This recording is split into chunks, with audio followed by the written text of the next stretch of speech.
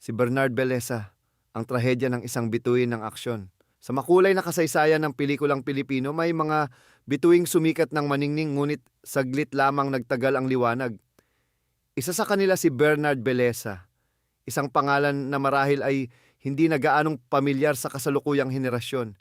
Subalit noong dekada 60, siya ay isa sa mga kinikilalang mukha ng aksyon sa pinilakang tabing.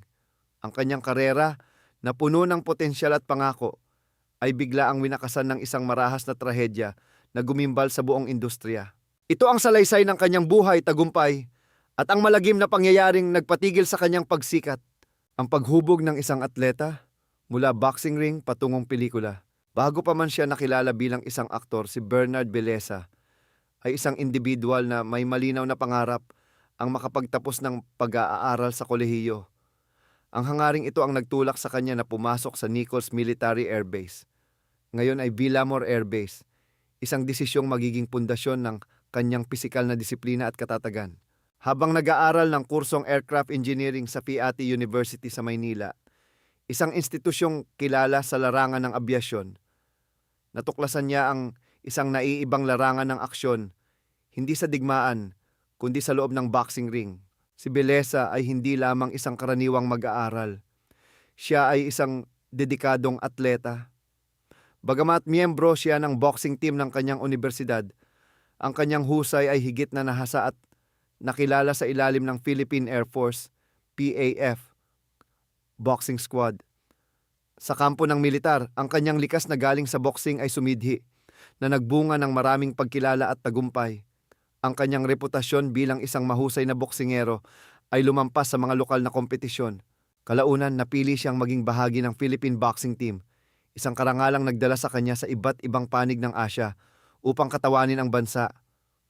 Lumaban siya sa mga prestihiyosong torneo na ginanap sa Bangkok, Taipei at Tokyo, kung saan lalo pang tumingkad ang kanyang pangalan sa mundo ng palakasan. Hindi nagtapos sa boxing ang kanyang pagkahilig sa martial arts. Sinubok din ni Beleza ang sining ng karate, kung saan ipinamalas niya ang parehong antas ng dedikasyon at disiplina. Sa larangang ito, nakamit niya ang ranggo ng black belter, isang patunay ng kanyang kahusayan at pag-unawa sa sining pandigma.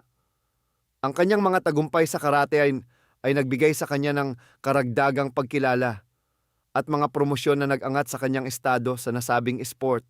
Ang buhay ni Beleza ay isang testamento sa kanyang pagiging isang versatile na individual. Bukod sa boxing at karate, naging aktibo rin siya sa iba't ibang larangan. Naging miyembro siya ng Philippine Parachute Club na nagpapakita ng kanyang katapangan. Naglaro siya ng bowling at basketball para sa koponan ng Virgo Productions. Naging kaanib din siya sa Motorcycle Association of the Philippines, isang patunay ng kanyang hilig sa bilis at abentura.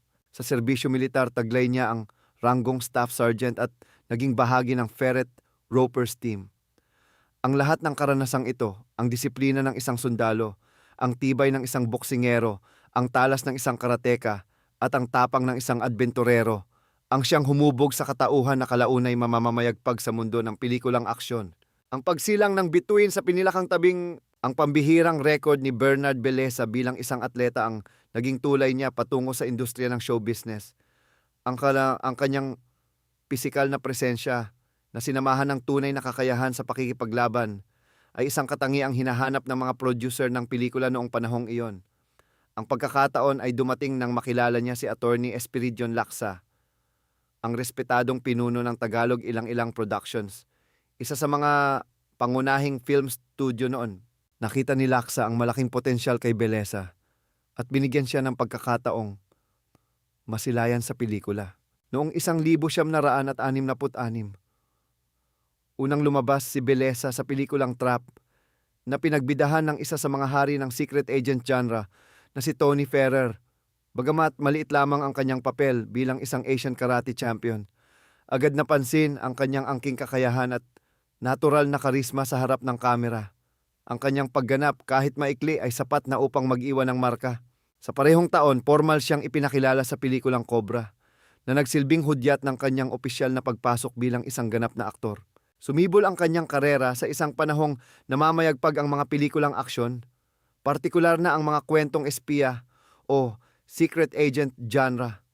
Dito, Naging kaalinsabay niya ang mga tinitingalang haligi ng genre na sina Tony Ferrer, ang orihinal na Agent X-44, at si Roberto Gonzales. Mabilis na nakalikha ng sariling pangalan si Belleza sa pamamagitan ng kanyang natatanging estilo na nagpapakita ng kanyang tunay na kaalaman sa martial arts. Ang mga sumunod na taon ay naging napakaproduktibo para kay Belleza. Noong 1967, sunod-sunod ang kanyang mga proyekto. Kabilang ang Nasasabik, Karate Kid, Modus Operandi at Alexander Bilis. Noong 1968, lalo pang tumibay ang kanyang estado bilang isang action star sa mga pelikulang tulad ng Karate Commandos, Gaano Kita Kamahal, Walang Hari sa Batas, Kidlat sa Karate, Kapwa Walang Panginoon at Honey and West. Ang taong ito ay naging makabuluhan dahil sa paglabas ng pelikulang Daredevil, kung saan ipinamalas niya ang mga mapangahas na eksena na siya mismo ang gumawa. Dahil dito, binansagan siyang Daredevil of the Philippines, isang titulong kumatawan sa kanyang katapangan at dedikasyon sa kanyang sining. Nagpatuloy ang kanyang pamamayagpag noong 1969 at 69 sa mga pelikulang Pambihirang Tatlo, Quadro, The Queen, mga Prince Charming ni Lola Cinderella, Ang Kawatan, at Pussycat Strikes Again. Pagsapit ng 1970, lumabas siya sa Ang Matinik, The Stripteaser, at The Champion and the Saboteurs. Sa bawat pelikula, hinangaan siya ng mga manonood dahil sa kanyang makapigil hiningang mga eksena sa pakikipaglaban na nagpapakita ng kanyang autentikong galing. Sa kabila ng kanyang tagumpay bilang isang action star, mayroon ding mga pangarap si Belleza na subukan ng ibang genre.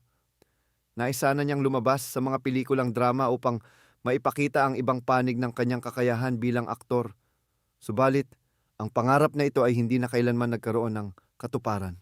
Isang trahedya sa rurok ng tagumpay. Ang balitang gumimbal sa industriya at sa kanyang mga tagahanga ay sumambulat noong 7 ng Marso, 1970, sa kasagsagan ng kanyang kasikatan, sa edad na nasa kalagitnaan pa lamang ng kanyang ika-30 dekada. Ang buhay ni Bernard Belleza ay marahas na pinutol. Siya ay pinaslang, binaril ng 4 na beses sa iba't ibang bahagi ng kanyang katawan. Ang investigasyon ng pulisya ay nagtala na isang bala.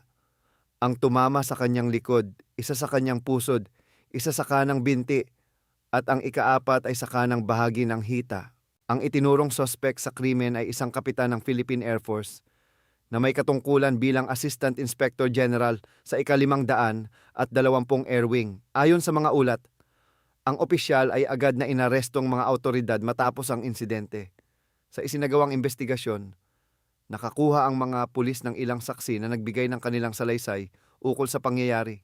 Gayunpaman, isang detalye ang naging malaking palaisipan sa mga investigador sa mga unang yugto ng pagsisiyasat.